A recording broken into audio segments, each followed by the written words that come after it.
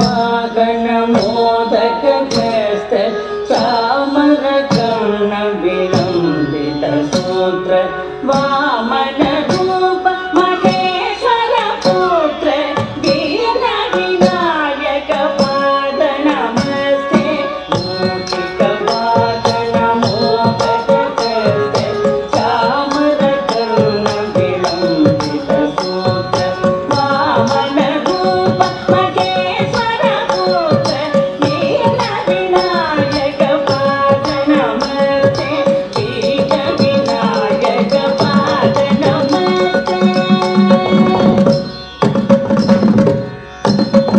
सरस्वती नमस्तुभ्यं పదునుతోటి అక్షరాన్ని కూడా ఒక్కొక్క అస్త్రంగా చేసి సంధి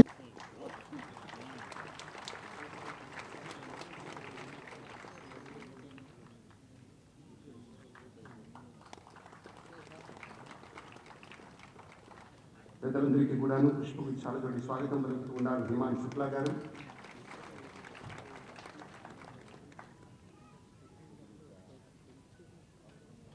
ఒక ప్రార్థనా గీతాన్ని పాడుకొని దీపారాధనలోకి వెళ్ళి కార్యక్రమాన్ని ముందుకు తోడుకొని పోదాం. మన ఘంటసాల దగ్గర చెందిన సంగీత అభ్యాసకుల బృందం వేదిక వచ్చి ప్రార్థనా గీతాన్ని ఆలపించవలసిందిగా మనవి.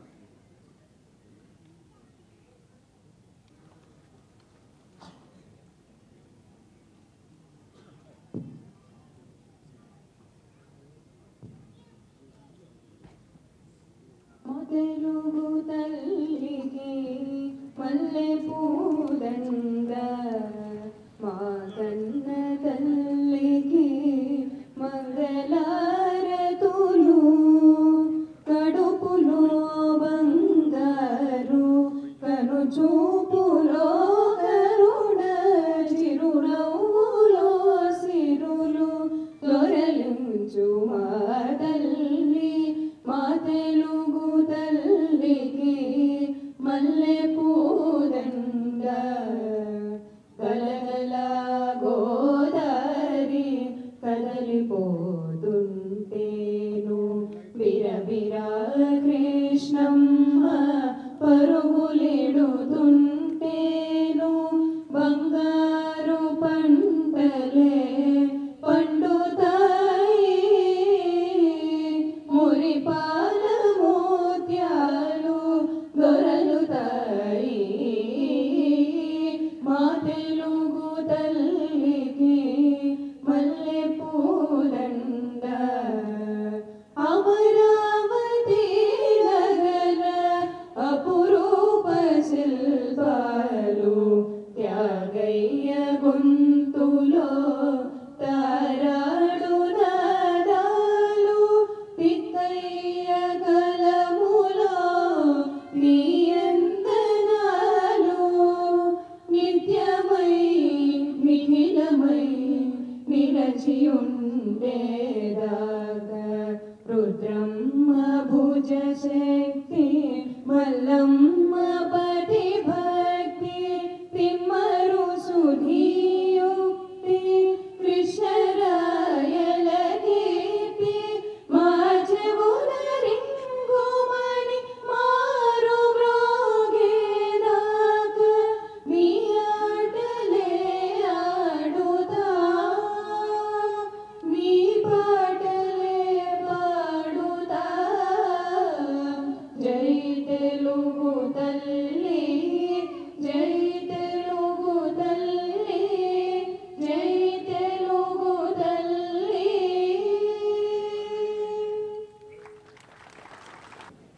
దాదాపుగా 5:45 నిమిషాల నుంచి చక్కటి సాంస్కృతిక అంశాలతోటి శాస్త్రీయ నృత్య విశేషాలతోటి కార్యక్రమాన్ని ముందుకు తోడుకొని పోతూ ఉన్నాం. ఇప్పుడు పెద్దల కరకమలాలతోటి లాంఛనంగా ఈ ఉత్సవాన్ని ప్రారంభించుకున్న గుర్తుగా దీపారాధన గావించుకునే ముందుకు స్వాగతం. శ్రీమాన్ కద్ర దుర్గేష్ గారు, గుమ్మడి గోపాలకృష్ణ గారు, బుర్రా సాయి మాధవ్ గారు, హిమాన్ శుక్లా గారును దీపారాధన గావించవలసిందిగా మనవి.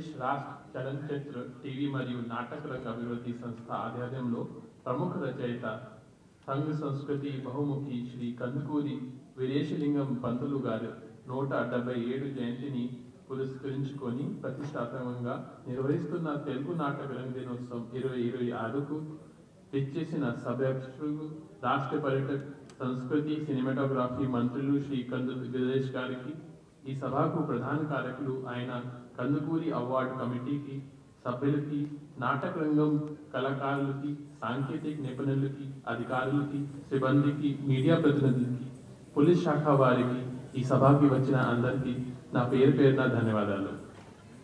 మానవ సమాజానికి సరైన దిశానిర్దేశం చేయడానికి నాటక్ ఎంతో ప్రాముఖ్యత కలిగిన కళాకార రూపంలో విశ్లేషించిన మన కందుకూరి వీరేశలింగం గారు వ్యవహార ధర్మబోధిని అనే నాటకాన్ని రచించి నాటకం ఒక అసలైన లక్ష్యాన్ని నిర్వహించారు. అనంతరం కాలంలో వందలాది తెలుగు నాటక రచయితలకు ఈ బాటే నడిచి రావాల్సిన బాటగా నిర్దేశించడంలో అతిశక్తి లేదు.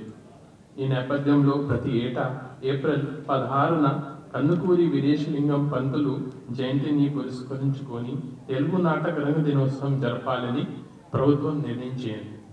ఆ సందర్భంలో ఈ సంవత్సరం కూడా 16న ఈ ప్రోగ్రాం నిర్వహించడం జరుగుతుంది.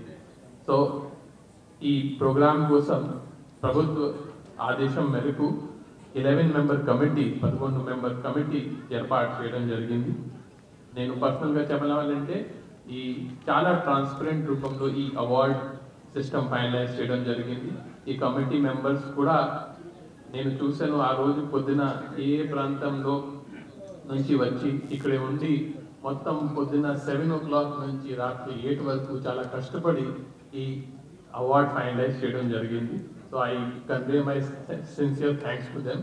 వాళ్ళు చాలా కష్టపడ్డారు and with lot of discussion and all ఈ నంబర్స్ ఫైనలైజ్ చేయడం జరిగింది. Thank you lot. నెక్స్ట్ ఇప్పుడు ఈ నాటక్ సంబంధించిన ఇప్పుడు ఆల్రెడీ మురళీకృష్ణ గారు చాలా చెప్పారు, కానీ నేను ఒక స్మాల్ ఎక్స్ప్లెనేషన్ ద్వారా ఇంటి ఈ రోజు కూడా ఎంత ఇంపార్టెంట్ ఉంది దాని గురించి కొంత చెప్తాను. ఇప్పుడు చాలా మంది ఎలా ఎస్పెషలీ పిల్లలు ఆలోచించవచ్చు ఈ సోషల్ మీడియా కాలంలో, తర్వాత ఈ జెన్జీ కాలంలో ఈ ఎందుకు ఇవన్నీ నాటక్ అవసరం. సో ఒక చెట్లు గురించి చెప్తే చెట్లులో మనం మామూలుగా ఫ్రూట్ పండ్లు కానీ దీని గురించి ఆలోచించేస్తాం. ఈరోజు ఓటీటీ కానీ ఆ ఫ్రూట్ ఉండవచ్చు, కానీ ఒక చెట్లులో ఎలా రూట్ మోస్ట్ ఇంపార్టెంట్ ఉంటుంది. ఈ సమాజంలో కూడా నాటకం అంతా ఇంపార్టెంట్. అంటే నాటకం లేకపోతే, సరైన ఫౌండేషన్ లేకపోతే ఆ ఫ్రూట్స్ కనపడదు. సో రాబోయే రోజుల్లో కూడా, గతంలో కూడా నాటకం చాలా ఇంపార్టెంట్ ఉంది, రాబోయే రోజుల్లో కూడా నాటకం చాలా ఇంపార్టెంట్ ఉంది. ఇది ఆల్రెడీ ఈ ప్రభుత్వం దీనికి డెవలప్ చేయడానికి, ప్రమోట్ చేయడానికి చాలా ఎఫర్ట్ చేస్తుంది. ఆల్రెడీ ఈ నాటకం ఈ అవార్డ్స్ ఒక స్టెప్. రాబోయే రోజుల్లో మన మంత్రి గారు రెగ్యులర్గా దీని గురించి మాట్లాడుతున్నారు, ఎలా ఈ సెక్టర్ని ప్రమోట్ చేయాలి, ఈ ఆర్టిస్ట్ని ఎలా మనం ఇంకా డెవలప్ చేసుకోవచ్చు. ఆల్రెడీ మనం ఫిల్మ్ డెవలప్మెంట్ పాలసీ గురించి రకరకాలుగా డిస్కషన్ జరుగుతున్నాయి. సో రాబోయే నెక్స్ట్ ఇయర్లో నాకు తెలిసి we will be able to give you more and more concrete efforts for the development of this sector. With this, I thank you everyone for coming all the way. Thanks a lot. చలనచిత్ర TV నాటక రంగ అభివృద్ధి సంస్థ ఈ Kandukuri awards సభకు ముఖ్య అతిథిగా విచ్చేసినటువంటి మానవతా మూర్తి, అభినయపరంగా అంచులు తెలిసిన వ్యక్తి, స్మిత భాషి, నాకు అత్యంత ఆప్తులు శ్రీ గౌరవ మంత్రివర్యులు శ్రీ కందుల దుర్గేష్ గారికి, అలాగే తన ప్రతిభతో అనతి కాలంలోనే తెలుగు వాడి రచనా శైలిని, వాడిని వేడిని హిందీ సినిమా రంగానికి కూడా వ్యాపింపజేసిన ఆత్మీయ సోదరుడు మా బుర్రా సాయినాథ్ గారు, ఎండి గారు హిమాంశు శుక్లా గారు, మరియు నా నాటక కుటుంబ సభ్యులు నాటక రచయితలు, శ్రేయోభిలాషులు, నాటకాభిమానులు అందరికీ కూడా మరి సంఘ సంస్కర్త కందుకూరి వీరేశలింగం పంతులు గారి జన్మదిన శుభాకాంక్షలు అందిస్తూ మీ అందరికీ నా నమస్కారం తెలియజేస్తా ఉన్నాను. మరిచిపోయిన పండగ మరలా వచ్చింది. ఇది మరిచిపోయాను, కళే మరిచిపోయే పరిస్థితులకు వెళ్ళాము. కళాకారులు మొర్రో అన్న వినిపించుకొని చెవుల నుంచి మేము కళాకారులను సగౌరవంగా ఆదరించే ప్రభుత్వంలోకి వచ్చాం. చప్పట్లు కొట్టుకున్నాం. నిన్న గౌరవ ముఖ్యమంత్రి గారితో ఒక 15 నిమిషాలు గడిపే అదృష్టం అవకాశం కలిగింది. నేను రచించి గానం చేసినటువంటి వారి జన్మదినం సందర్భంగా రచించిన పాట ఆయన రిలీజ్ చేసి చూశారు. ఆయన ఆ సందర్భంగా చొరవతో ఒక మాట మాట్లాడాను. ఎలా ఉంది మీ నాటకం అని అడిగినప్పుడు, మంచి మంత్రి గారిని ఇచ్చారు కదా సార్, చాలా అద్భుతంగా ఉంది అన్నాను. కృష్ణదేవరాయలు గారి కీర్తి ఎందుకు నిలబడింది అంటే కవులు కళాకారులే కారణం. కాబట్టి మనం ఇంత మంచి చేసేటువంటి యొక్క మంత్రుల్ని, ముఖ్యమంత్రుల్ని మనం మాట్లాడుకోకపోతే మంచి మౌనంగా ఉండి చెడు రాజ్యం వెళ్తుంది. కాబట్టి మంచిని గురించి మనం మాట్లాడుకోవాల్సిన అవసరం ఉంది.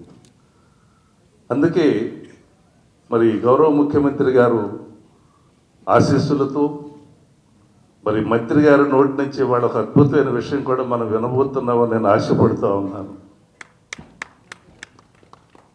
నేను చెప్పడం బాగోదు, వారి నోటితో చెప్తేనే మన పండగకి శ్రీకారం అవుతుంది. ఆంధ్రప్రదేశ్ రాష్ట్ర చలనచిత్ర, టీవీ మరియు నాటక రంగ అభివృద్ధి సంస్థ ఆధ్వర్యంలో ఈరోజు జరుగుతున్నటువంటి నాటక దినోత్సవం. ఈ సందర్భంగా వేదిక మీద ఉన్నటువంటి సుప్రసిద్ధ నటులు, నాటక అకాడమీ చైర్మన్గా ఉన్నటువంటి శ్రీ గుమ్మడి గోపాలకృష్ణ గారు, అదేవిధంగా సినిమా, నాటకం రెండింటికి కూడా అద్భుతమైనటువంటి సంభాషణలను అందించేటువంటి బుర్రా సాయి మాధవ్ గారు, అదేవిధంగా ఆ సంస్థ మేనేజింగ్ డైరెక్టర్ శ్రీ హిమాంశు శుక్లా గారు, అదేవిధంగా శ్రీ శేషాయి గారు, అన్నిటికంటే మించి ఈరోజు ప్రజల రివార్డుని, ఇప్పుడు ప్రభుత్వం తరపున అవార్డుని అందుకుంటున్నటువంటి 50 మంది కళాకారులకి, అంతకు మించి అభిజ్ఞ రసజ్ఞులైనటువంటి 50 మంది ప్రేక్షకులకి కూడా నమస్సుమాన్యాలు తెలియజేస్తా ఉన్నాను. ముందుగా ఈ కార్యక్రమాల పరంపర కొనసాగించడానికి ప్రోత్సాహం అందిస్తున్నటువంటి ఆంధ్రప్రదేశ్ రాష్ట్ర ముఖ్యమంత్రి వర్యులు శ్రీ నారా చంద్రబాబు నాయుడు గారికి, స్వయానా కళాకారుడైనటువంటి శ్రీ కొణిదెల పవన్ కళ్యాణ్ గారికి ప్రత్యేకమైనటువంటి ధన్యవాదాలు తెలియజేస్తూ, బూజు పట్టిన పాత భావాల్ని రూపుమాపి ప్రజా జీవితాన్ని చైతన్యవంతం చేసినటువంటి సంఘ సంస్కర్త, యుగ పురుషుడు, నవయుగ వైతాళికుడు శ్రీ కందుకూరి వీరేశలింగం పంతులు గారి పేరుతోటి ఈ నాటకరంగ దినోత్సవాన్ని మనం సగర్వంగా ఏర్పాటు చేసుకున్న తర్వాత, ఆ మహానుభావుడు తన సంస్కరణోద్యమానికి మాధ్యమంగా ఉపయోగించుకున్నటువంటి నాటకం, మాధ్యమంగా ఉపయోగించుకున్నటువంటి నవల, మాధ్యమంగా ఉపయోగించుకున్నటువంటి ఇతరత్ర రచనా వ్యాసంగాలు, ఇవన్నీ కూడా ఇవాళకి కూడా సజీవంగా నిలబడినటువంటి నేపథ్యంలో తెలుగులో మొట్టమొదటి నాటకాన్ని శ్రీ కందుకూరి వీరేశలింగం పంతులు గారే రచించారనేటువంటి మాట మనందరికీ తెలుసు. వ్యవహార బోధిని, వ్యవహార ధర్మ బోధిని అనేటువంటి నాటకంతో ప్రారంభించి సత్యహరిశ్చంద్ర లాంటి నాటకాలు ఆ రోజుల్లో ఆయన రాశారు. ఆ తర్వాత రాజశేఖర చరితం అనేటువంటి నవలను కూడా వారు రచించడం జరిగింది. అదేవిధంగా తన ఉద్యమానికి ఊతంగా ఇలాంటి రచనల ద్వారా ప్రజల్ని ఉత్తేజపరిచినటువంటి సందర్భాలు కూడా మనం చాలా సందర్భాల్లో గమనించాం. అటువంటి మహానుభావుడు జయంతి అయినటువంటి ఏప్రిల్ 16వ తారీఖుని ఆయన తెలుగు నాటక రంగానికి ఆద్యుడిగా భావిస్తూ ఆయన పేరు మీద నాటక రంగ దినోత్సవంగా మనం ఏప్రిల్ 16న జరుపుకుంటున్నటువంటి సందర్భంలో ఈ ప్రభుత్వం ఏదైతే ఈ రాష్ట్రంలో ఉన్నటువంటి కళాకారులకి సరైనటువంటి ప్రోత్సాహం ఇవ్వాలనేటువంటి ఆలోచన చేస్తూ ఉందో అందులో భాగంగా నిన్నగాక మొన్న ఉగాది పురస్కారాలను అందించిన తర్వాత ఇవాళ మళ్ళీ కందుకూరి వీరేశలింగం పంతులు గారి యొక్క నాటకరంగ దినోత్సవం సందర్భంగా కళాకారుల్ని నాటకరంగ ప్రయోక్తలందరినీ గౌరవించాలనేటువంటి మాటతోటి ఈ కార్యక్రమాన్ని కూడా చేపడుతున్నాం అనేటువంటి విషయాన్ని మీకు మనవి చేస్తున్నాను. మీరందరూ కూడా గమనించే ఉంటారు, గడిచిన 5 సంవత్సరాల కాలంలో ఈ రాష్ట్రంలో ఈ రకమైన వాతావరణం లేదు. దానికి కారణాలు ఏమైనప్పటికీ కూడా ఇలాంటి కార్యక్రమాలు నిర్వహించాలంటే, కళాకారుల్ని గౌరవించాలంటే ప్రభుత్వంలో ఉన్నటువంటి వ్యక్తులకి చిత్తశుద్ధి ఉండాలనేటువంటి మాటను మాత్రం మనం నమ్మాలి. ఇవాళ ఆ రకమైన చిత్తశుద్ధితో పాటు కళల్ని గౌరవించాలనేటువంటి మాటతోటి ఆ రోజున సాహితీ సమరాంగణ సార్వభౌమునిగా పేరు పొందినటువంటి కృష్ణదేవరాయలు గారు ఏ రకంగా ఒక పక్కన ఆయన యుద్ధంలో ఎంత గొప్పవాడో కవుల్ని కళాకారుల్ని ఆదరించడంలో అంత గొప్పవాడిగా ఉన్నటువంటి నేపథ్యాన్ని మనం చూసాం. అటువంటి విధానం ఈ రాష్ట్ర ప్రభుత్వానికి ఉంది అనేటువంటి మాటని మరొక మారు మీకు తెలియజేస్తా ఉన్నా. పాలనాపరమైనటువంటి సంస్కరణలు తీసుకురావటం ఒక పక్కనైతే ఈ రాష్ట్రానికి సంబంధించినటువంటి కళా సాంస్కృతిక వైభవాన్ని పునరుద్ధరించాలనేటువంటి ఆలోచన ఈ ప్రభుత్వంలో ఉన్నటువంటి ప్రతి ఒక్కరికి ఉందనేటువంటి మాట కూడా మీకు మనవి చేస్తున్నాను. గడిచిన 5 సంవత్సరాల కాలంలో ఏనాడు ఈ తరహా కార్యక్రమాలు నిర్వహించినటువంటి వ్యక్తులు ఇవాళ తగుదనమ్మా అని మళ్ళీ బయటకు వచ్చి ఇచ్చేటువంటి అవార్డుల సంఖ్య తగ్గిందనేటువంటి మాట చెప్పేంత తెగించారంటే అది ఏ రకమైన విధానం ఒక్కసారి మీరందరూ కూడా ఆలోచించండి అనేటువంటి మాటను మనం చేస్తున్నాం. ఇవాళ ఈ ప్రభుత్వం కట్టుబడి ఉంది. అందుకే ఒక అద్భుతమైనటువంటి కమిటీని ఎంపిక కోసం ఏర్పాటు చేసుకున్నాం. బుర్రా సాయి మాధవ్ గారు కానీ, గుమ్మడి గోపాలకృష్ణ గారు కానీ, వారితో పాటు ఉన్నటువంటి ఇతర సభ్యులు కానీ వీరందరూ కూడా అనుక్షణం కూడా ఈ రాష్ట్రంలో కళల్ని గౌరవించాలనేటువంటి ఆలోచనతోటి, అందులో లబ్ధ ప్రతిష్ఠల్ని మాత్రమే మనం తీసుకోవాలనేటువంటి మాటతోటి వారు చేసిన కృషిని మనందరి తరఫున కూడా ప్రత్యేకంగా నేను అభినందిస్తున్నాను. ఉత్తమోత్తమైనటువంటి వ్యక్తుల్ని వారు ఎంపిక చేసినటువంటి విధానాన్ని కూడా మీ అందరి ముందు ఉంచుతున్నాను. ఇవాళ ఈ రకమైనటువంటి వాతావరణం ఈ రాష్ట్రంలో ఉందనేటువంటి మాటను మీకు తెలియజేస్తూ, ముఖ్యంగా నాకు చాలా ఆనందకరమైనటువంటి అంశం ఏంటంటే, ఎక్కడైతే ఆ మహానుభావుడు నడయాడినటువంటి నేల ఉందో ఆ నేల నుంచి వచ్చిన వాడిని నేను కూడా. రాజమహేంద్రవరంలో కందుకూరి వీరేశలింగం పంతులు గారు జన్మించారు. అదే ప్రాంతంలో నేను పుట్టి పెరిగినటువంటి ఆ గర్వం తలెత్తుకుని ఈ మాట చెప్పగలిగేటువంటి ఆ మనస్సు నాకు ఉందనేటువంటి మాటను కూడా ఈ సందర్భంగా తెలియజేస్తూ, ఒక సినిమాలో ఆరుద్ర గారు, భాగవతుల శివశంకర శాస్త్రి గారు వారు రాశారు ఒక పాట, కొట్టుకుని పోయేను కోటి లింగాలు వీరేశలింగం ఒకడు మిగిలి మనకు చాలు అని. అంత అద్భుతమైనటువంటి పాట మా రాజమండ్రి వాసులకి, ఆ మాటకు వస్తే ఆంధ్రదేశంలో ప్రతి ఒక్కరికి కూడా ఆనందం కలిగించేటువంటి అంశం. రాజమండ్రికి ఒక పేరు ఉంది, కాశీలాగే ఇక్కడ కూడా కోటి లింగాలు ఉండేవి. ఒక లింగాన్ని కాకెత్తుకుపోయింది, అందువల్ల తగ్గడం వల్ల ఇది కాశీ కాలేకపోయింది అనేటువంటి మాట చెప్తారు. అలాగా కోటి లింగాలు కొన్ని కొట్టుకుపోయినా వీరేశలింగం ఒకడు మిగిలి మనకు చాలు అనేటువంటి మాటని ఆరుద్ర గారు అత్యద్భుతంగా రచించినటువంటి నేపథ్యాన్ని దృష్టిలో పెట్టుకుని, అటువంటి మహానుభావుడి పేరుతోటి వెలసినటువంటి ఈ అవార్డులు, కందుకూరి వారి పేరుతో ఉన్నటువంటి అవార్డులు తీసుకోవటం అనేది కళాకారుడైన ప్రతి ఒక్కరికి కూడా నిండైన గౌరవాన్ని, నిండైన ఆనందాన్ని, నిండైనటువంటి అద్భుతమైనటువంటి ఆలోచన ఇస్తుందనేటువంటి మాటని ఈ సందర్భంగా నేను మనవి చేస్తున్నాను.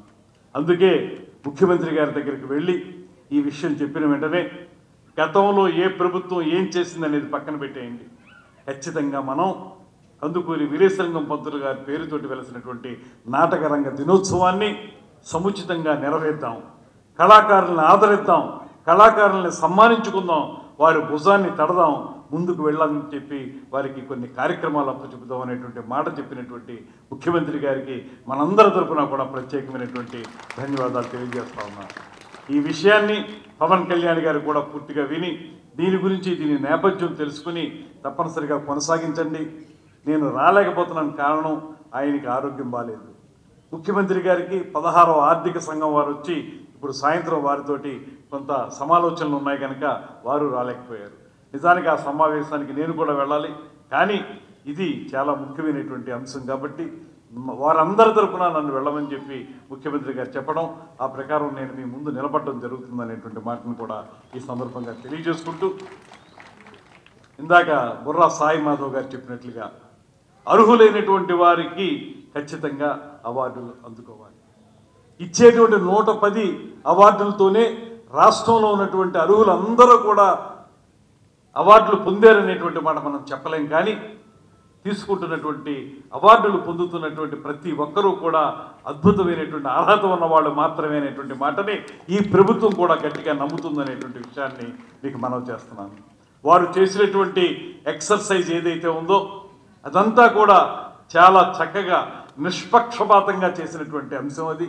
దాన్ని అద్భుతంగా వారు ముందుకు తీసుకెళ్లారు. వారికి నేను కూడా ప్రత్యేకమైనటువంటి ధన్యవాదాలు తెలియజేస్తూ, ఇక రాబోయే రోజుల్లో ఈ నాటక రంగాన్ని ముందుకు తీసుకెళ్ళడానికి ఏ రకమైన కార్యక్రమాలు చేయాలనేటువంటి అంశాన్ని కూడా చాలా మేము మేధోమథనం చేస్తూ ఉన్నాం. తప్పనిసరిగా మన కళా సాంస్కృతిక వైభవం ఏదైతే ఉందో ఆంధ్రదేశానికి దాన్ని నిలబెట్టుకోవాల్సిన బాధ్యత పౌరులుగా, కళాకారులుగా, ప్రభుత్వంలో ఉన్నటువంటి నేతలుగా మనందరి మీద కూడా ఉందనేటువంటి మాటని ఈ సందర్భంగా తెలియజేస్తూ, అందుకే ముఖ్యమంత్రి గారితో మాట్లాడాం. మనం నందుల్ని మళ్ళీ ముందుకు తీసుకెళ్లాలనేటువంటి మాట చెప్పాం. నంది అవార్డులు, నంది నాటకోత్సవం రెండూ కూడా ఈ సంవత్సరం ఖచ్చితంగా నిర్వహిస్తామనేటువంటి మాటని మీ అందరి యొక్క ఆధ్వర్యంలో తెలియజెప్తా ఉన్నాం. దీనికి ముఖ్యమంత్రి గారు కూడా పూర్తి స్థాయిలో సహకరిస్తున్నారనేటువంటి మాటను కూడా మనం చేస్తా ఉన్నాం. దాంతోపాటు ఇందాక మిత్రులు కూడా చెప్పారు, ఈ నాటకం 10 కాలాల పాటు నిలబడాలంటే నాటకానికి ఎప్పుడు ఆదరణ తగ్గలేదు. నేను చెప్పగలను ఈ విషయం. నేను శాసనమండలి సభ్యుడిగా ఉన్నప్పుడు రాజమహేంద్రవరంలో నంది నాటకోత్సవాలు నిర్వహిస్తే బయట స్క్రీన్లు పెట్టి చూపిస్తే కూడా జనం కిక్కిరిసిపోయి ఉన్నారనేటువంటి మాటని మీ అందరికీ మనవి చేస్తున్నాను. పౌరాణిక నాటకాలు వేస్తూ ఉంటే సాధారణంగా మనలో కొంతమందికి ఒక రకమైనటువంటి ఒక అపప్రద ఉంటుంది. అదేంటంటే ఈ పౌరాణిక నాటకాన్ని ఇప్పుడు ఎవరు చూస్తారని చెప్పి. ఆ రోజున మేము వేయించినప్పుడు చాలామంది యువకులు హాల్లో సరిపోకపోతే బయట స్క్రీన్ల ముందు నిలబడి ఆ పద్య నాటకాన్ని చూసి చప్పట్లు కొట్టినటువంటి సందర్భాన్ని కూడా మేము ముందుకు తీసుకొస్తా ఉన్నాం. ఒక సరైన పద్ధతిలో ప్రభుత్వం ఒక సరైనటువంటి విధానాన్ని ఏర్పరచుకుని ఒక కార్యాచరణతోటి ముందుకు వెళ్ళగలిగితే దాన్ని ప్రజల మధ్యకి ఏ రకంగా తీసుకెళ్లాలనేటువంటి ఆలోచనని సుస్పష్టంగా చేయగలిగితే 100% ఇవాళ కూడా పౌరాణిక నాటకం, పద్య నాటకం ఖచ్చితంగా ప్రజల్ని రంజింపజేస్తుంది అనేటువంటి మాటలో ఎటువంటి అనుమానం లేదనేటువంటి విషయాన్ని మనవి చేస్తున్నాను. దాంతోపాటు ఆధునిక నాటకం, దాన్ని కూడా మనం పరిగణలోకి తీసుకోవాలి. అనేక రకాల ప్రయోగాలు వచ్చే నాటకంలో ఇవాళ ఎక్కడా కూడా కృతకమైనటువంటి నాటకం కాకుండా, అది కొంతవరకు పౌరాణికాల్లో తప్పదు, కానీ సాంఘిక నాటకాల్లో కృతకమైనటువంటి ఆ విధానం నుంచి దూరంగా వచ్చి కొంత సహజమైనటువంటి నటనా పద్ధతితోటి ఇంట్లో మనం ఎలా మాట్లాడుకుంటామో, బయట మిత్రులతో ఎలా మాట్లాడుకుంటామో ఆ రకమైనటువంటి హావభావాలతోటి, ఆ రకమైనటువంటి ఆంగికంతో, అభినయంతో చక్కగా మనం నాటకాలు వేయడానికి కూడా ఇవాళ కొత్తగా ఆధునిక నాటకం కూడా వచ్చింది. దాన్ని కూడా మనం ముందుకు తీసుకెళ్లాల్సిన అవసరం ఉంది. అది ఉన్నప్పుడే ఇందాక పెద్దలు చెప్పినట్లుగా ఈ నాటకాన్ని ముందుకు తీసుకెళ్ళగలుగుతాం.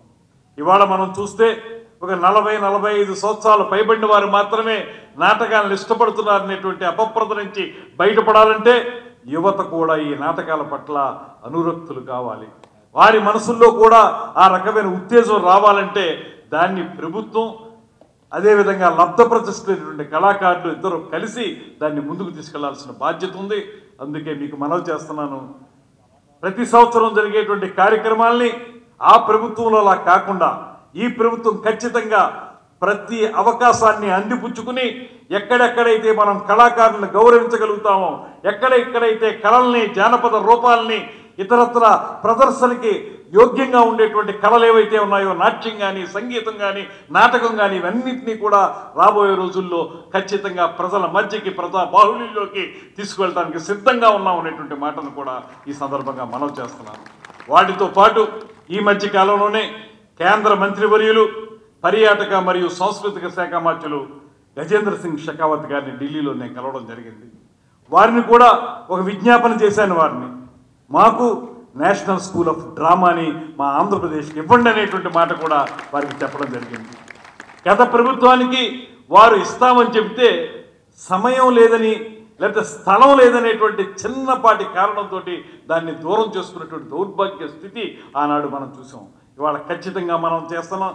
ఇక్కడ కానీ రాజమహేంద్రవరంలో కానీ మేము ఖచ్చితంగా ఒక స్థలాన్ని ఏర్పాటు చేస్తాం, నేషనల్ స్కూల్ ఆఫ్ డ్రామాని ఇవ్వండి అనేటువంటి మాటని షెకావత్ గారితో చెప్పడం జరిగింది అనేటువంటి మాటను కూడా మీకు మనవి చేస్తున్నాను. ఈ రకంగా మనం మొత్తంగా మనం కళలని ఏ రకంగా ముందుకు తీసుకెళ్లాలనేటువంటి మాటని మనం ఖచ్చితంగా ముందుకి తీసుకెళ్తాం అనేటువంటి మాటని మీ అందరికీ మనవి చేస్తూ, నాటక రంగం బతికి ఉన్నప్పుడే మనకి ఈ రాష్ట్రం కూడా ఆనందంగా ఉంటుందనేటువంటి మాటను కూడా నేను మనస్ఫూర్తిగా నమ్ముతున్నాను.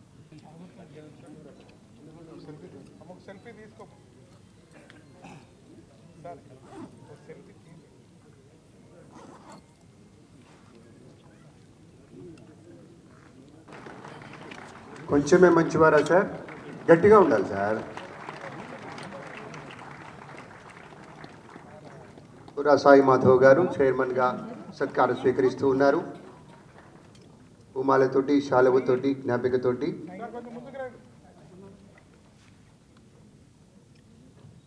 సభ్యులుగా ఉన్న గుమ్మడి గోపాలకృష్ణ గారు చైర్మన్ ఆంధ్రప్రదేశ్ నాటక అకాడమీ సత్కారం అందుకోవాల్సిందిగా మనవి.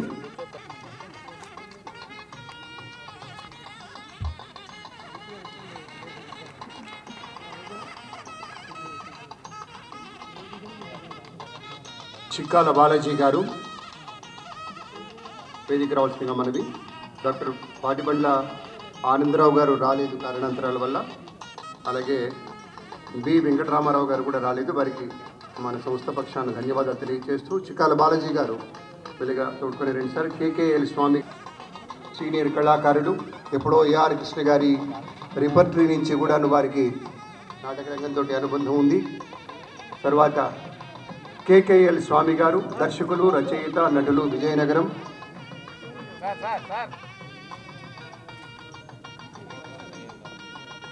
కేకేఎల్ స్వామి గారు సుదీర్ఘ అనుభవుడు.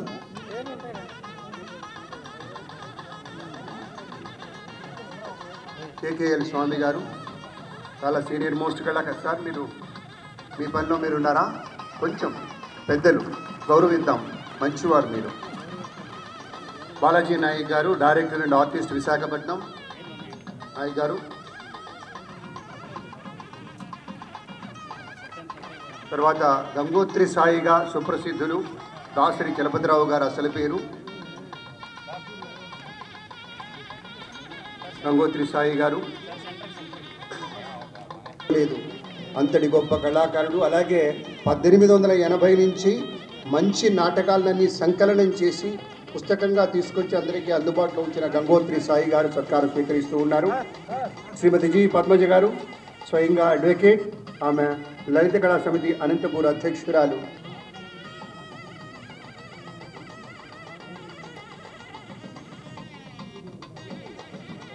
పద్మజ గారు.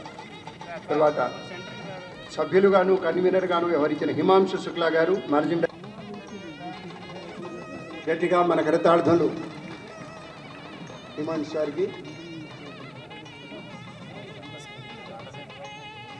Well, I now request state అవార్డీస్ని వేదికకి స్వాగతిస్తాను. పెద్దలు డాక్టర్ గౌరవనీయులు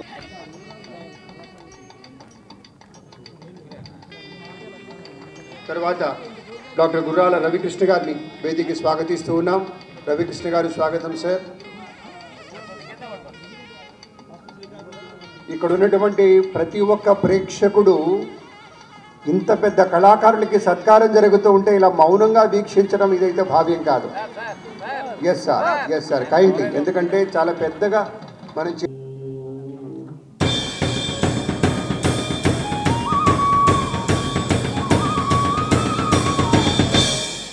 బ్రహ్మకంధీటి నుంచి పుట్టినాడు వృక్షభృజుడు.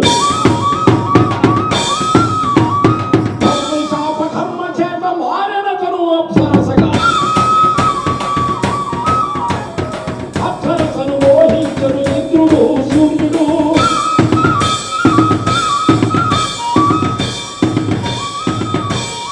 ఆ ఇద్దరి ధర్మ గర్భము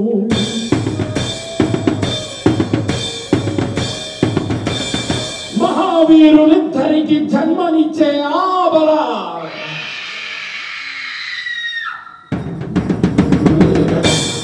మనిషి కాదు మృగము కాదు అక్షరున్న వాళ్ళకి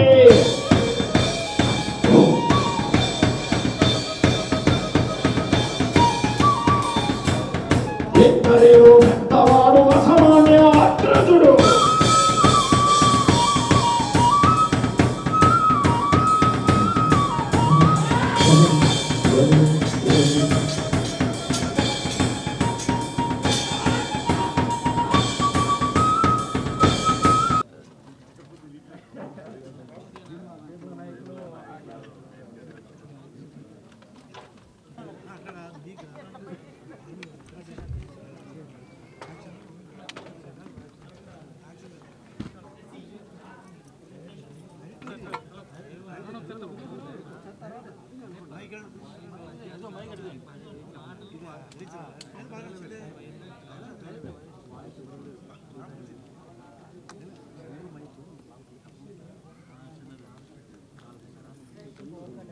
Sir, right.